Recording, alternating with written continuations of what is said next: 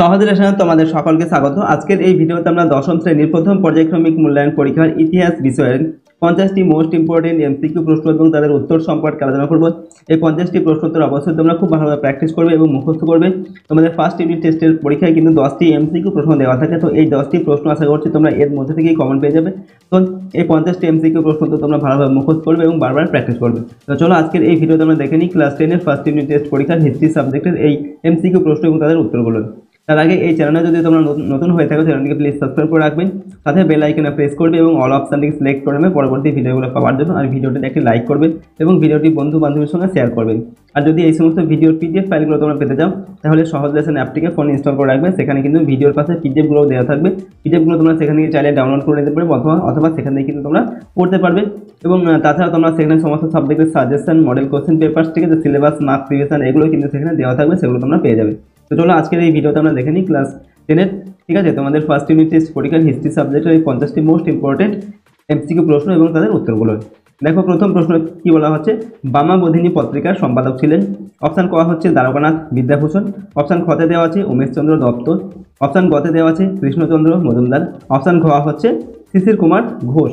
তো বামাবোধিনী পত্রিকার সম্পাদক কে ছিলেন? অপশান খয়েরটা সঠিক উত্তর হবে উমেশচন্দ্র দত্ত। উমেশচন্দ্র দত্ত ছিলেন বামাবোধিনী পত্রিকার সম্পাদক। ওকে, এরপর দেখো 2 নম্বর দাগে 19 শতকের বাংলার নবজাগরণের প্রাণ কেন্দ্র ছিল? অপশান ক হচ্ছে ফরিদপুর, অপশান খয়ে দেওয়া আছে কলকাতা, অপশান গ হচ্ছে মুর্শিদাবাদ, অপশান ঘতে দেওয়া আছে ঢাকা। তো 19 শতকের বাংলার নবজাগরণের প্রাণ কেন্দ্র ছিল অপশান খ উত্তর হবে কলকাতা, ঠিক আছে, কলকাতা ছিল 19 শতকের বাংলার নবজাগরণের প্রাণ কেন্দ্র। 3 নম্বর দাগে সাইলেন্ট স্প্রিং গ্রন্থটির রচয়িতা হলেন? অপশান ক হচ্ছে চার্লস তিলি, অপশান খতে দেওয়া আছে রিচার্ড গ্রোভ, অপশান গ হচ্ছে ক্ল্যারেন্স গ্ল্যাকেন, অপশান ঘ হচ্ছে র্যাচেল কার্সন। তো সাইলেন্ট স্প্রিং গ্রন্থটির রচয়িতা হলেন কে? র্যাচেল কার্সন, ঠিক আছে, অপশান ঘ এটা সঠিক উত্তর হবে। র্যাচেল কার্সন ছিলেন সাইলেন্ট স্প্রিং গ্রন্থের রচয়িতা। 4 নম্বর দেখা হচ্ছে সাধারণ জনশিক্ষা কমিটি গঠিত হয়? অপশান ক 1823 খ্রিস্টাব্দে, অপশান খ হচ্ছে 1818 খ্রিস্টাব্দে, অপশান গতে দেওয়া আছে 1913 খ্রিস্টাব্দে এবং অপশান ঘতে দেওয়া আছে 1833 খ্রিস্টাব্দে। তো সাধারণ জনশিক্ষা কমিটি গঠিত হয় কত খ্রিস্টাব্দে? 1823 খ্রিস্টাব্দে, ঠিক আছে, অপশান কয়েকটা সঠিক উত্তর হবে 1823 খ্রিস্টাব্দে সাধারণ জনশিক্ষা কমিটি গঠিত হয়। পরের প্রশ্ন দেখো 5 নম্বর দাগে ভারতীয় উপমহাদেশের প্রথম মহিলা কলেজ হল? অপশান কতে দেওয়া আছে বেথুন কলেজ, অপশান খ হচ্ছে স্কটিশ চার্চ কলেজ, অপশান গ হচ্ছে বিদ্যাসাগর কলেজ, অপশান ঘয়ে দেওয়া আছে হিন্দু কলেজ। তো ভারতীয় উপমহাদেশের প্রথম মহিলা কলেজ কোনটি? উত্তর হচ্ছে অপশান কয়েকটা হবে বেথুন কলেজ, ঠিক আছে, বেথুন কলেজ হচ্ছে ভারতীয় উপমহাদেশের প্রথম মহিলা কলেজ। এরপর 6 নম্বর থেকে বঙ্গদর্শন প্রথম প্রকাশিত হয়? অপশান ক 1818 খ্রিস্টাব্দে, অপশান খ হচ্ছে 1858 খ্রিস্টাব্দে, অপশান গতে দেওয়া আছে 1872 খ্রিস্টাব্দে এবং অপশান ঘতে দেওয়া আছে 1875 খ্রিস্টাব্দে। তো বঙ্গদর্শন প্রথম প্রকাশিত হয় উত্তর হবে অপশান কয়েকটা 1872 খ্রিস্টাব্দে। ওকে, 1872 খ্রিস্টাব্দে বঙ্গদর্শন পত্রিকা প্রথম প্রকাশিত হয়। পরের প্রশ্ন 7 নম্বর দাগে বনাঞ্চল বিশারদ ডায়াট্রিক যে দেশের মানুষ ছিলেন? সেটি হলো ইংল্যান্ডের, অপশান খ ইটালির, অপশান গতে দেওয়া আছে জার্মানির এবং অপশান ঘতে দেওয়া আছে আমেরিকার। তো ডায়াট্রিক যে দেশের মানুষ ছিলেন সেটি হচ্ছে জার্মানির, ঠিক আছে, অপশান গয়টা হবে সঠিক উত্তর, জার্মানির মানুষ ছিলেন, ঠিক আছে, বনাঞ্চল বিশারদ ডায়াট্রিক। পরের প্রশ্ন 8 নম্বর দাগে বাংলার নানা সাহেব বলা হয় যাকে? তিনি হলেন অপশান ক বিষ্ণুচরণ বিশ্বাস, অপশান খতে দেওয়া আছে রামরতন মল্লিক, অপশান গ হচ্ছে রফিক মণ্ডল, অপশান ঘতে দেওয়া আছে দিগম্বর বিশ্বাস। তো বাংলার নানা সাহেব কাকে বলা হয়? উত্তর হবে অপশান খয়েরটা রামরতন মল্লিক, ঠিক আছে, রামরতন মল্লিককে বাংলার নানা সাহেব বলা হয়। পরের প্রশ্ন দেখো 9 নম্বর দাগে দার উল হারব কথার অর্থ হলো? অপশান কতে দেওয়া আছে ইসলামের দেশ, অপশান খ হচ্ছে শত্রুর দেশ, অপশান গয়ে দেওয়া আছে বিপ্লবের দেশ এবং অপশান ঘয়ে দেওয়া আছে মিত্র দেশ। তো দার উল হারব এই কথার অর্থ হচ্ছে শত্রুর দেশ, অপশান খয়েরটা হবে সঠিক উত্তর। ওকে, শত্রুর দেশ, দার উল হারব এই কথার অর্থ হচ্ছে শত্রুর দেশ। পরের প্রশ্ন 10 নম্বর দাগে চুয়ার বিদ্রোহ প্রথম শুরু হয়েছিল? অপশান কয়ে দেওয়া আছে রাঁচিতে, অপশান খ হচ্ছে সিংভূমে, অপশান গতে দেওয়া আছে ছোটনাগপুরে এবং অপশান ঘতে দেওয়া আছে এখানে ধলভূমি। তো চুয়ার বিদ্রোহ প্রথম শুরু হয়েছিল কোথায়? উত্তর হবে ধলভূমে, ঠিক আছে, ধলভূমে প্রথম চুয়ার বিদ্রোহ শুরু হয়েছিল। পরের প্রশ্ন 11 নম্বর দাগে নীল দর্পণ নাটকের ইংরেজি অনুবাদের প্রকাশক ছিলেন। এখানে অপশন দেওয়া আছে কালী প্রসন্ন সিং, এরপর হচ্ছে মাইকেল মধুসূদন দত্ত, নেক্সট হচ্ছে হরিশচন্দ্র মুখোপাধ্যায়, তারপর দেওয়া আছে রেভারেন্ড জেমস লং। তো নীল দর্পণ নাটকের ইংরেজি অনুবাদের প্রকাশক কে ছিলেন? উত্তর হবে এখানে রেভারেন্ড জেমস লং। ঠিক আছে, রেভারেন্ড জেমস লং ছিলেন নীল দর্পণ নাটকের ইংরেজি অনুবাদের প্রকাশক। ওকে, এরপর 12 নম্বর দাগে ভারতের চিপকো আন্দোলন ছিল প্রথম অপশন দেওয়া আছে কৃষক আন্দোলন, এরপর হচ্ছে শ্রমিক আন্দোলন, নেক্সট হচ্ছে পরিবেশ আন্দোলন, এরপর দেওয়া আছে ভাষা আন্দোলন। তো ভারতের চিপকো আন্দোলন ছিল কি ধরনের আন্দোলন? এটা হচ্ছে একটি পরিবেশ আন্দোলন ছিল। ঠিক আছে, চিপকো আন্দোলন ছিল একটি পরিবেশ আন্দোলন। 13 নম্বর দাগের প্রশ্ন, আধুনিক ইতিহাস চর্চায় সব থেকে গুরুত্বপূর্ণ উপাদান হলো সংবাদপত্র, এরপর হচ্ছে ব্যক্তিগত পত্র, নেক্সট দেওয়া আছে সরকারি নথিপত্র, আর দেওয়া আছে স্মৃতিকথা। তো আধুনিক ইতিহাস চর্চায় সব থেকে গুরুত্বপূর্ণ উপাদান কোনটি? উত্তর হবে সরকারি নথিপত্র। ঠিক আছে, সরকারি নথিপত্র হচ্ছে আধুনিক ইতিহাস চর্চায় সব থেকে গুরুত্বপূর্ণ উপাদান। 14 নম্বর দাগের প্রশ্ন, একাডেমিক অ্যাসোসিয়েশনের সদস্য ছিলেন বিদ্যাসাগর। অপশন এরপর দেওয়া আছে রামতনু লাহিড়ী, এরপর হচ্ছে রামমোহন রায়, নেক্সট দেওয়া আছে কাঙাল হরিনাথ। তো একাডেমিক অ্যাসোসিয়েশনের সদস্য ছিলেন, এখানে উত্তর হবে রামতনু লাহিড়ী। ঠিক আছে, তো রামতনু লাহিড়ী ছিলেন একাডেমিক অ্যাসোসিয়েশনের সদস্য। এরপর দেখুন 15 নম্বর দাগে মেদিনীপুরের লক্ষ্মীবাঈ নামে পরিচিত ছিলেন। প্রথম অপশন হচ্ছে রানী রাসমণি, এরপর দেওয়া হচ্ছে রানী দুর্গাবাঈ, পরেরটা হচ্ছে রানী শিরোমণি, নেক্সট হচ্ছে রানী তারাবাঈ। তো মেদিনীপুরের লক্ষ্মীবাঈ নামে কে পরিচিত ছিলেন? উত্তর হবে রানী শিরোমণি। ঠিক আছে, রানী শিরোমণি ছিলেন মেদিনীপুরের লক্ষ্মীবাঈ নামে পরিচিত। এরপর হচ্ছে 16 নম্বর দাগে ভারতবর্ষীয় ব্রাহ্ম সমাজ প্রতিষ্ঠা করেন। প্রথম অপশন হচ্ছে রামমোহন রায়, এরপর হচ্ছে দেবেন্দ্রনাথ ঠাকুর, তারপর দেওয়া আছে কেশবচন্দ্র সেন, এরপর হচ্ছে শিবনাথ শাস্ত্রী। তো ভারতীয় ব্রাহ্ম সমাজ কে প্রতিষ্ঠা করেন? সঠিক উত্তর হবে কেশবচন্দ্র সেন। ঠিক আছে, কেশবচন্দ্র সেন ভারতবর্ষীয় ব্রাহ্ম সমাজ প্রথম প্রতিষ্ঠা করেন। ঠিক আছে, 17 নম্বর জায়গায় সুই মুন্ডা নেতৃত্ব দিয়েছিলেন। এখানে দেওয়া আছে চুয়াড় বিদ্রোহে, নেক্সট হচ্ছে কোল বিদ্রোহে, এরপর দেওয়া আছে সাঁওতাল বিদ্রোহে, পরেরটা হচ্ছে মুন্ডা বিদ্রোহে। তো সুই মুন্ডা নেতৃত্ব দিয়েছিলেন কোন বিদ্রোহে? সুই মুন্ডা নেতৃত্ব দিয়েছিলেন কোল বিদ্রোহে। ঠিক আছে, কোল বিদ্রোহে নেতৃত্ব দিয়েছিলেন সুই মুন্ডা। এরপর হচ্ছে 18 নম্বর জায়গার প্রশ্ন, কলকাতার হিন্দু কলেজ প্রেসিডেন্সি কলেজ নামে পরিচিতি লাভ করে। প্রথমে দেওয়া আছে 1813 খ্রিস্টাব্দে, এরপর হচ্ছে 1835 খ্রিস্টাব্দে, 1855 খ্রিস্টাব্দে, তারপর দেওয়া আছে 1857 খ্রিস্টাব্দে। তো কলকাতার হিন্দু কলেজ প্রেসিডেন্সি কলেজ নামে পরিচিতি লাভ করে 1855 খ্রিস্টাব্দে। ঠিক আছে, 1855 খ্রিস্টাব্দে কলকাতার হিন্দু কলেজ প্রেসিডেন্সি কলেজ নামে পরিচিতি লাভ করে। পরেরটা হচ্ছে 19 নম্বর দাগে হাজী শরীয়তুল্লাহ ফরাজি সম্প্রদায়ের প্রতিষ্ঠা করেন 1818 খ্রিস্টাব্দে, 1820 খ্রিস্টাব্দে, এরপর 1831 খ্রিস্টাব্দে, তারপর দেওয়া আছে 1855 খ্রিস্টাব্দে।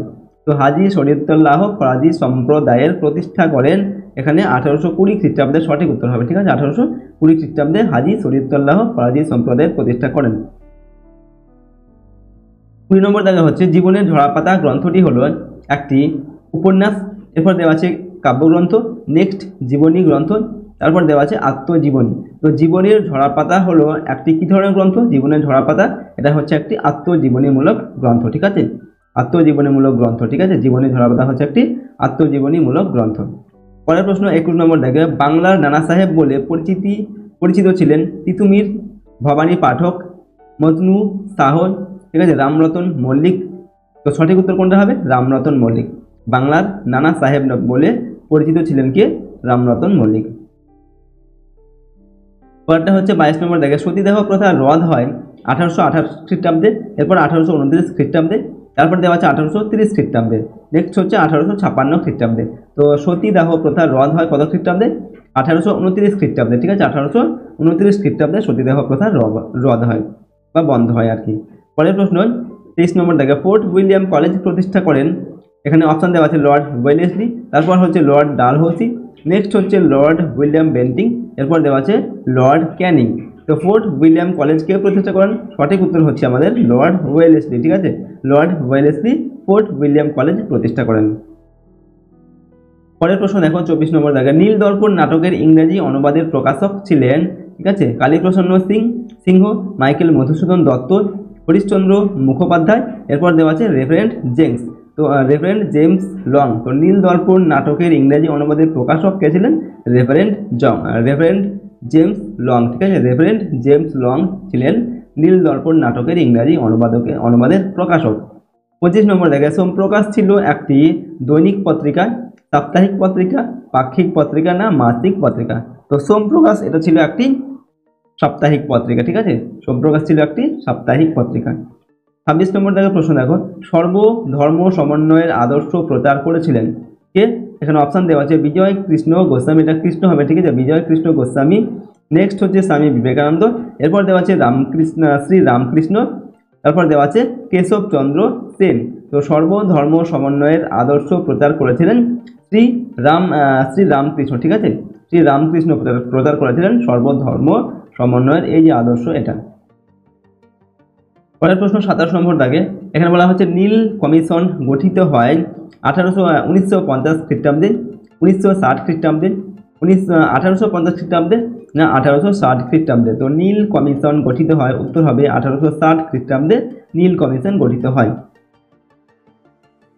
পরেরটা হচ্ছে 28 নম্বর দাগে, সিধু ছিলেন, অপশান হচ্ছে প্রথমে দেওয়া আছে সাঁওতালদের নেতা, এরপর দেওয়া আছে মুন্ডাদের নেতা, নেক্সট হচ্ছে ভিলদের নেতা, তারপর দেওয়া আছে রংপুর বিদ্রোহের নেতা।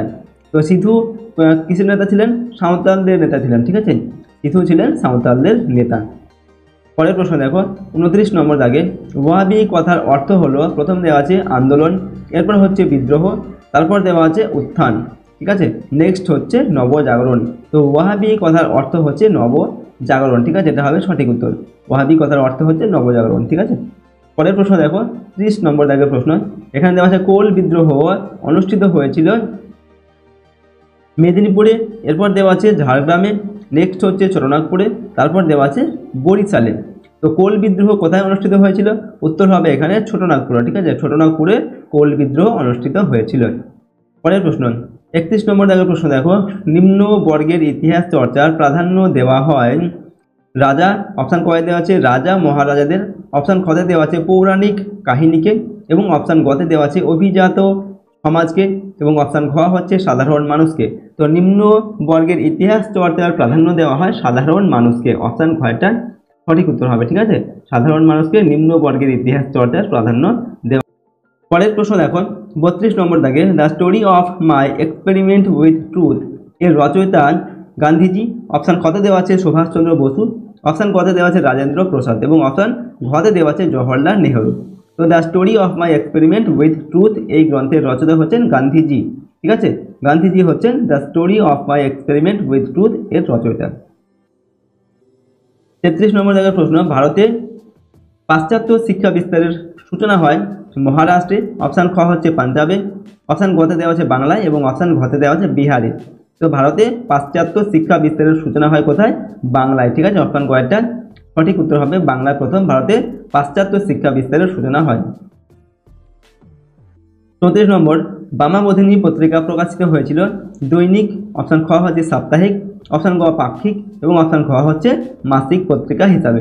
তো বামাবোধিনী এটা প্রকাশিত হয়েছিল মাসিক পত্রিকা হিসাবে, অপশান ঘটা সঠিক উত্তর হবে। ঠিক আছে, মাসিক পত্রিকা হিসাবে প্রকাশিত হয়েছিল বামাবোধিনী পত্রিকা। পরের প্রশ্ন 35 নম্বর দাগে, নীল দর্পণ নাটকটি ইংরেজিতে অনুবাদ করেন, অপশান ক হচ্ছে জেমস লং, অপশান খতে দেওয়া আছে মাইকেল মধুসূদন দত্ত, অপশান গতে দেওয়া আছে হরিশচন্দ্র মুখার্জি, অপশান ঘ হচ্ছে কালীপ্রসন্ন সিং। তো নীল দর্পণ নাটকটিকে ইংরেজিতে অনুবাদ করেন কে? উত্তর হবে মাইকেল মধুসূদন দত্ত।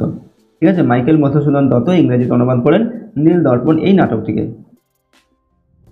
পরেরটা হচ্ছে সতীদাহ বিরোধী আইন পাস হয়, অপশান ক 1828 খ্রিস্টাব্দে, অপশান খ 1829 খ্রিস্টাব্দে, অপশান গ হচ্ছে 1856 খ্রিস্টাব্দে, অপশান ঘতে দেওয়া আছে 1857 খ্রিস্টাব্দে। তো সতীদাহ বিরোধী আইন পাস হয় কত খ্রিস্টাব্দে? উত্তর হবে 1829 খ্রিস্টাব্দে। ঠিক আছে, অপশান খয়েরটা ওকে 1829 খ্রিস্টাব্দে সতীদাহ বিরোধী আইন পাস হয়। নেক্সট প্রশ্ন 37 নম্বর দাগে, বিপ্লব শব্দটির অর্থ। ঠিক আছে, এখানে অপশান কত দেওয়া আছে আন্দোলন, অপশান খ হচ্ছে বিদ্রোহ, অপশান কত দেওয়া আছে ক্ষণস্থায়ী সামাজিক পরিবর্তন, এবং অপশান ঘ হচ্ছে প্রচলিত কোনো ব্যবস্থার দ্রুত ব্যাপক ও আমূল পরিবর্তন। তো বিপ্লব কথাটির অর্থ কি? উত্তর হবে অপশন ঘয়েরটা প্রচলিত কোনো ব্যবস্থার দ্রুত ব্যাপক ও আমূল পরিবর্তন, এটা হচ্ছে বিপ্লব শব্দের অর্থ। ঠিক আছে, পরের প্রশ্ন দেখো 38 নম্বর দাগের প্রশ্ন। ঠিক আছে, রানী শিরোমণি নেতৃত্ব দিয়েছিলেন, এখানে অপশন ক হচ্ছে রংপুর বিদ্রোহে, অপশন খ হচ্ছে চুয়ার বিদ্রোহে, অপশন গতে দেওয়া আছে কোল বিদ্রোহে এবং অপশন ঘ হচ্ছে মুন্ডা বিদ্রোহে। তো রানী শিরোমণি নেতৃত্ব দিয়েছিলেন কোন বিদ্রোহে? চুয়ার বিদ্রোহে। অপশন খ এটা সঠিক উত্তর হবে। ঠিক আছে, চুয়ার বিদ্রোহে নেতৃত্ব দিয়েছিলেন রানী শিরোমণি। পরের প্রশ্ন 39 নম্বর দাগে আনন্দমঠ উপন্যাসটি যে বিদ্রোহের প্রেক্ষাপটে রচিত হয় সেটি হচ্ছে ওয়াহাবি আন্দোলন, অপশন খ হচ্ছে ফরাজি আন্দোলন, অপশন গ হচ্ছে নীল বিদ্রোহ এবং অপশন খ হচ্ছে সন্ন্যাসী ফকির বিদ্রোহ। তো আনন্দমঠ উপন্যাসটি যে বিদ্রোহের প্রেক্ষাপটে রচিত হয়েছিল সেটা হচ্ছে সন্ন্যাসী ফকির বিদ্রোহ। ঠিক আছে, এই সন্ন্যাসী ফকির বিদ্রোহের প্রেক্ষাপটে রচিত হয়েছিল আনন্দমঠ এই উপন্যাসটি। 40 নম্বর হচ্ছে নিজেকে ধরতী আবা বলে ঘোষণা করেন, অপশন ক হচ্ছে সিধু, অপশন খ হচ্ছে কানু, অপশন গতে দেওয়া হচ্ছে বিরসা মুন্ডা, অপশন ঘ হচ্ছে ভৈরব। তো নিজেকে ধরতী আবা, ঠিক আছে, বা ধরিত্রীর পিতা বলে ঘোষণা করেন কে? সেটা হচ্ছে বিরসা মুন্ডা। অপশন কয়টা সঠিক উত্তর হবে। ঠিক আছে, বিরসা মুন্ডা নিজেকে ধরতী আবা বলে ঘোষণা করেন। পরটা হচ্ছে 41 নম্বর দাগে প্রথম বাংলা রাজনৈতিক পত্রিকা কোনটি? অপশন ক হচ্ছে বঙ্গদর্শন, অপশন খ হচ্ছে সোমপ্রকাশ, অপশন গ সুধাকর, অপশন ঘ হচ্ছে দিগদর্শন। তো প্রথম বাংলা রাজনৈতিক পত্রিকা কোনটি? সোমপ্রকাশ। ঠিক আছে, সোমপ্রকাশ হচ্ছে প্রথম বাংলা রাজনৈতিক পত্রিকা। 42 নম্বর দাগে কথাকলি কোন অঞ্চলের নৃত্য? অপশন ক হচ্ছে কর্ণাটক, অপশন খ হচ্ছে মালাবার, অপশন গতে দেওয়া হচ্ছে ওড়িশা এবং অপশন ঘতে দেওয়া হচ্ছে মণিপুর। তো কথাকলি কোন অঞ্চলের নৃত্য? কথাকলি হচ্ছে মালাবার। ঠিক আছে, এখানকার হচ্ছে নৃত্য। ঠিক আছে, পরের প্রশ্ন দেখো 43 নম্বর দাগে দ্য সাইলেন্ট স্প্রিং নামের বিখ্যাত গ্রন্থটির রচনা করেন জেমস মিল, অপশন খ জন স্টুয়ার্ট মিল, অপশন গ রাচেল কার্সন, অপশন ঘ হচ্ছে কিথ উইন্ড স্ক্যাটন। তো দ্য সাইলেন্ট স্প্রিং এই গ্রন্থটির রচয়িতা হচ্ছেন র্যাচেল কার্সন। ঠিক আছে, অপশন গ এটা সঠিক উত্তর হবে। র্যাচেল কার্সন হচ্ছেন দ্য সাইলেন্ট স্প্রিং এই গ্রন্থের রচয়িতা। 44 নম্বর দাগে টেলিফোন আবিষ্কার করেন কে?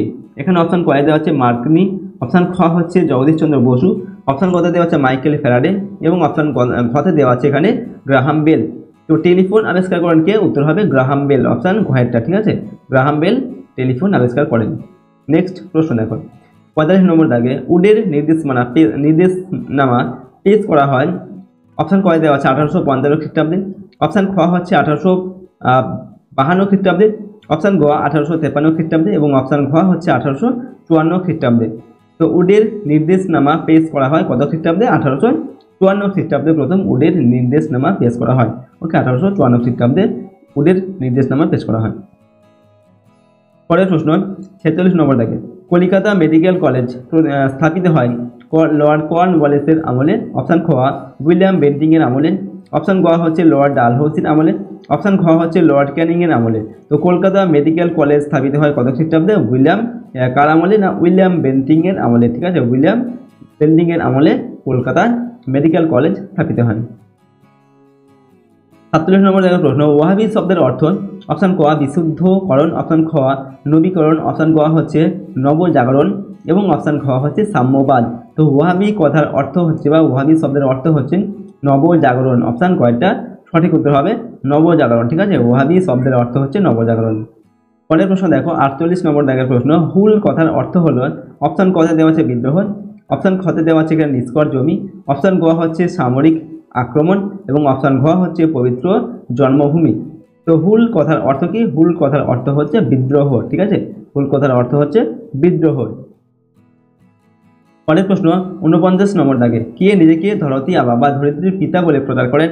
অপশন কতে দেওয়া আছে জয়া ভগত, অপশন খ হচ্ছে শেখ নুরুল উদ্দিন, অপশন গতে দেওয়া আছে দুর্জন সিং এবং অপশন ঘতে দেওয়া আছে বিরসা মুন্ডা। ঠিক আছে, তো নিজেকে কে ধরিত্রী আবা বা ধরিত্রীর পিতা বলে প্রচার করেন?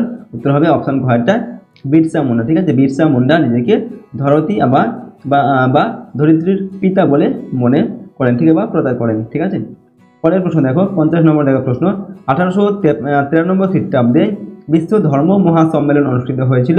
অপশন ক ইংল্যান্ডে, অপশন খ হচ্ছে ভারতে, অপশন গতে দেওয়া আছে ফ্রান্সে এবং অপশন ঘতে দেওয়া আছে মার্কিন যুক্তরাষ্ট্রে। তো 1893 খ্রিস্টাব্দে বিশ্ব ধর্ম মহাসম্মেলন অনুষ্ঠিত হয়েছিল কোথায়? মার্কিন যুক্তরাষ্ট্রে। ঠিক আছে, মার্কিন যুক্তরাষ্ট্রে 1893 খ্রিস্টাব্দে বিশ্ব ধর্ম মহাসম্মেলন অনুষ্ঠিত হয়েছিল। ওকে, তো দেখো এখানে আমরা 50টি টোটাল এমসিকিউ প্রশ্ন উত্তর আলোচনা করলাম ক্লাস 10-এর হিস্ট্রি সাবজেক্টের। ঠিক আছে, ফার্স্ট ইউনিট টেস্ট পরীক্ষা। তো এই সমস্ত প্রশ্ন উত্তরগুলো কিন্তু অবশ্যই তোমরা খুব ভালোভাবে মুখস্থ করবে এবং বারবার করে কিন্তু প্র্যাকটিস করবে। এর মধ্যে থেকে আশা করছি তোমরা যে তোমাদের যে 10টি প্রশ্ন দেওয়া হয় ফার্স্ট ইউনিট টেস্ট পরীক্ষায়, তো এগুলোর মধ্যে থেকে কিন্তু তোমরা কমন পেয়ে যাবে। ওকে, আর যদি এই চ্যানেলে তোমরা নতুন হয়ে থাকো চ্যানেলটিকে প্লিজ সাবস্ক্রাইব করে রাখবে, সাথে বেল আইকনে প্রেস করবে এবং অল অপশানটি সিলেক্ট করে নেবে পরবর্তী ভিডিওগুলো পাওয়ার জন্য। আর ভিডিওটিতে একটি লাইক করবে এবং ভিডিওটি বন্ধু বান্ধবীর সঙ্গে শেয়ার করবে। ঠিক আছে, আর যদি তোমরা এই সমস্ত ভিডিওর পিডিএফ ফাইলগুলো পেতে চাও তাহলে সহজ লেসন অ্যাপটিকে ফোনে ইনস্টল করে রাখবে। সেখানে ভিডিওর পাশে পিডিএফগুলো দেওয়া থাকবে, সেখান থেকে তোমরা পিডিএফগুলো ডাউনলোড করে নিতে পারবে বা সেখান থেকে পড়তে পারবে।